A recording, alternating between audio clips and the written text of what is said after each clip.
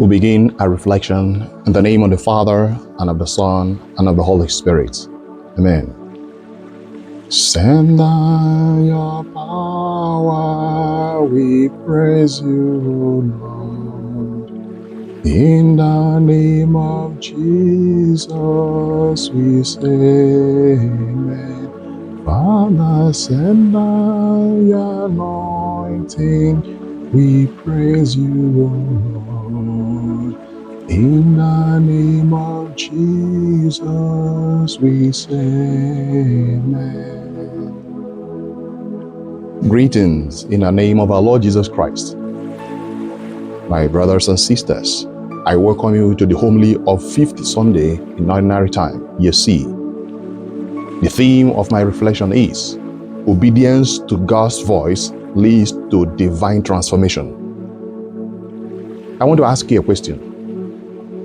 How do you know when God is calling you for a special vocation?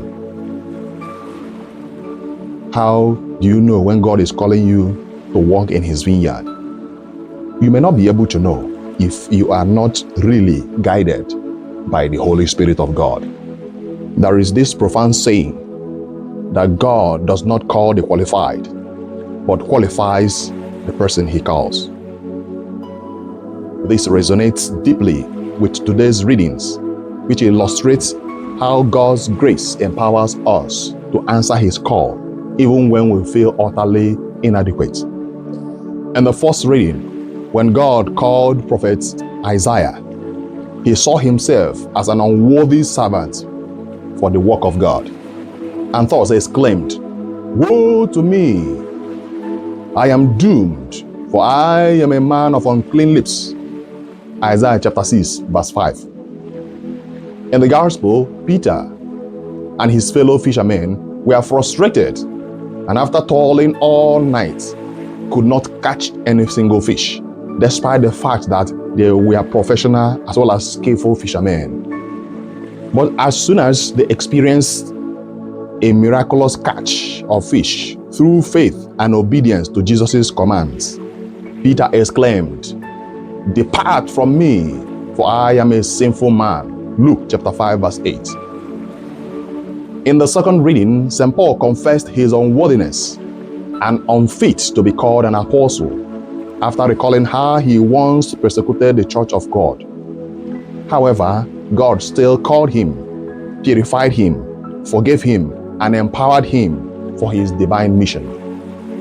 As we can see, these three different ministers of God, Isaiah, Peter, and Paul, in today's readings, were called differently, but their responses were the same.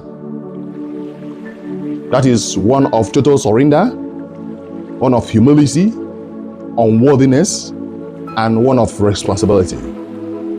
Their deep sense of unworthiness allowed God Himself to walk with them, which paved the way for the grace of the divine call to be effective in their lives. Their sinful nature did not change God's mind. Rather, what was necessary was their responses and their readiness to change. Many people, like Peter, have been toiling for days, months, years, but no fruitful results. Most times they become frustrated. May you never be frustrated in life in the mighty name of Jesus Christ. Sometimes your plans in life may not actually be what God has destined for you. Just like Jonah's experience. Notice what happened to Jonah. God sent him to Nineveh, and later on he went to Tarsus. Consequently, he found himself in the belly of a fish. And this could be one of the reasons why some of you are passing through difficulties. God may allow you to be toiling for years without any fruitful results. The only way you can become successful or fruitful, that is in the eyes of God, not in the eyes of men, is to offer yourself, that is your boat, to God to be used for His divine mission. That's why Romans chapter 12 from 1 to 2 tells us that let us offer ourselves to God as a living sacrifice. God cannot use your boat to actualize his divine mission and you become frustrated. It's not possible. Jesus Christ used the boat of Peter to preach the word of God to the crowd. And after that, he told him to put his net into the water for a catch. But Peter said, "Master, we toiled all night and caught nothing, but at your word, I will let down the net." The same thing happens, this kind of a thing happens to so many people. They will begin to make complaints, talking about their challenges, having depression, having lack of faith in God, no trust in God. You see what happened? Immediately Peter hearkened to the voice of Jesus Christ and did exactly what he asked him to do. They caught a huge amount of fish in such a way that their nets began to break and their boats almost at the point of sinking. Sometimes you may be having some difficulties in your life. The forces of darkness may be working against your plans, but you may not know. You may begin to use human calculations, philosophy, intelligence, and so many other things, thinking that you can achieve success with your own human strength, wisdom, skills, or maybe the experiences you have attained in life. Let me tell you, anytime you are not guided by the Holy Spirit of God, you begin to struggle with virtually everything you do. That's why Romans chapter 6 verse 8 says, to be spiritually minded is life and peace, and to be carnally minded is death. If somehow fruitful results are not forthcoming, then anxiety sets in. Dubiousness, crookedness, stealing, jealousy, anger, wickedness, and all kinds of atrocious acts become the order of the day. Zechariah chapter 4 verse 6 says, not by power, not by might, but by the Spirit of God. Yes, Proverbs chapter 3 verse 5 tells us, trust in the Lord. Do not rely on what you think you know. And also Proverbs chapter 16 from 1 to 3 says, you may make your plans, but the Lord has the final say. You may think that what you do is right, but God judges your motive. Then in verse 3 says, present your plans to the Lord and ask him to bless them. Then you'll be successful when carrying them out. That's why 1 Peter chapter 5 verse 7 tells us to carry all our worries to God, that he cares for us. When you carry all your worries to God and pray and you are waiting, the enemy may be attacking you in many ways. Do you lose faith? Do you lose hope? That's why in verse 8 of 1 Peter chapter 5, the word of God says, be calm and vigilant, because your enemy, the devil, is prowling around, seeking for souls to devour. Stand up to him strong in faith. That's why you need to hearken to the voice of God. How many times do you open your Bible to study the word of God? The voice of God is power. St. Paul says in Romans chapter 1 verse 16, I am not ashamed of the word of God, because it is the power of God unto salvation for anyone who believes. When God speaks and you obey, your destiny will be activated. That's why in Jeremiah chapter 29, 11, 12, 13, and 14, he says, I, the Lord, alone knows the plan I have for you, the plan of good, not of evil, the plan to bring you the good future you hope for. And after that, you shall call upon me and I will answer you. You will seek me and you will find me, because you seek me with all your heart. Then I will show you the plans I have for you. You noticed immediately Peter experienced the transformative power of Jesus Christ.